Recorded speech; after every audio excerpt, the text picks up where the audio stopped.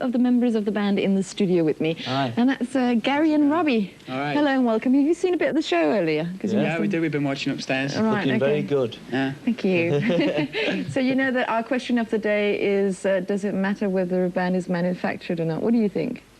It depends what extent, I suppose, a band's manufactured to.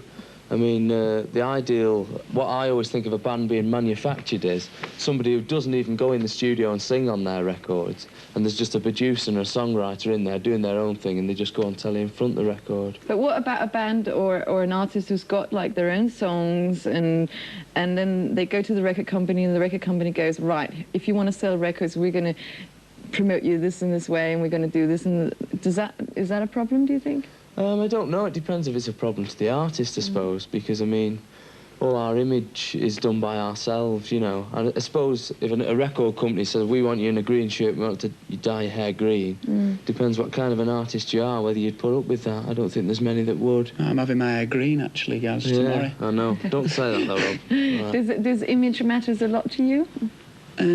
I suppose it does matter a bit. It's got to. But, I mean, image matters to a lot of bands. I mean, In Excess has got an image. Guns N' Roses, they've got an image. Each band's got its own individuality, if you like, and we've just got our own. So what is your image, if you had to describe it? I don't know if we've got an image, really, because we change. Well, you show a lot of your bodies, don't you? Yeah. And that's kind of an image. I think an image is often your clothes as well, though. We change all the time. We wear anything. We have to, else we begin to smell. Yeah. Because you've done, the first video that you did was, here we are, we've got it here. Oh, this is a while ago. Look at the age of Robbie there. Yeah, this is like 2 years ago. Look at your buddies. Your buddies are all over the place. Look at it. And then, was that custard or jelly or what? Yeah, it was everything. It was everything. Yeah. Wasn't that disgusting? Oh, it was brilliant. I'm telling you. You look like you're getting on well. Yeah. We do. How long? We're brothers, you know. How long have you actually been together now?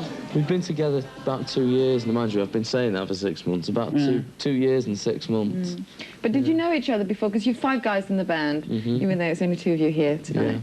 Yeah. Did you know each other from before, or did you just sort of decide to get together because you're forming a band, or how did it work out? Yeah, it was just, we were in duos, actually. Me and Mark were in a duo. Jason and Howard, who are on here today, were in a duo. And Robbie, you were a soloist, weren't you?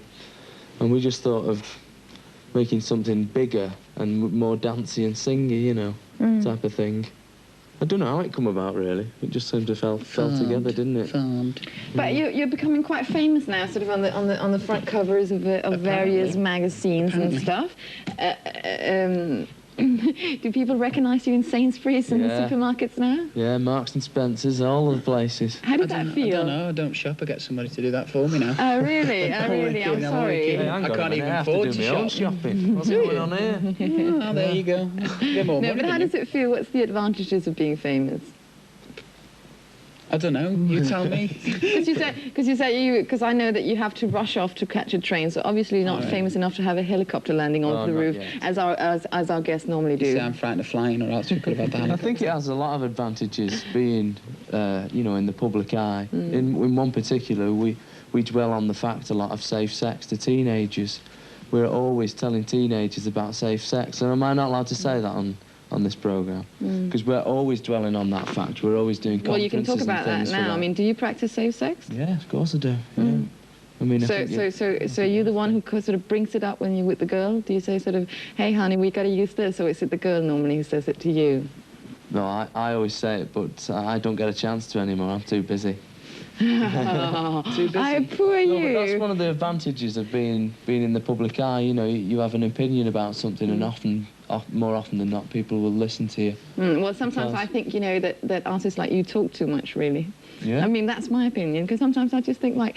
Well, we're helping you out, you see. You seem to talk words there before. If we didn't talk, you'd have a lot to talk about. And, no, it's fine that you're talking now, because you're doing an interview here, and I'm quite pleased with that. But no, sometimes I just think that, you know, artists have an opinion about everything, and sometimes I could see it from the artist's point of view that sometimes they sort of must have the feeling that they have to have an opinion on something. I think the thing about safe sex isn't an opinion, really. It's just getting over a message. It's very important, because honestly, you don't realise out there there's so many young people who don't realise the risk of not only safe sex but AIDS, for God's sake. You know, Yeah, it's a pretty serious subject, so we'll leave it. Subject, yeah. And this is all about music, and we've gone off the tracks a bit. Yeah.